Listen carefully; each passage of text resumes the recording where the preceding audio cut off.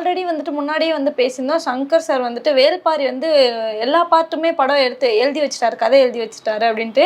நீங்க அதுக்கெல்லாம் சாத்தியமே இல்ல அப்படின்றது வந்து சொல்லியிருந்தீங்க. இப்போ அதான் சொல்லியிருக்காங்க.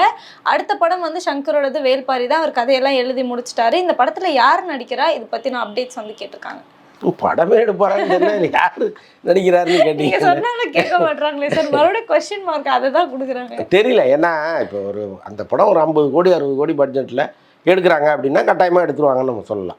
அந்த அளவுக்கெல்லாம் இன்றைக்கி சங்கர் மார்க்கெட்டும் ஒரே அடியாக கீழே போயிடல. ஒரு 60 கோடி 70 கோடியில் அவரால் ஒரு படம் பண்ண முடியும், தயாரிப்பாளர்கள் வருவாங்க. ஆனால் நீங்கள் 1000 கோடியில் ஒரு படம் எடுக்கணும் அப்படின்னா யார் வருவா?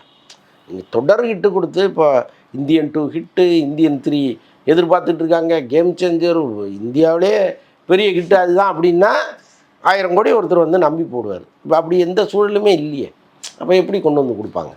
அதனால் அது பெரும்பாலும் அந்த படத்துக்கு வாய்ப்பு இல்லை.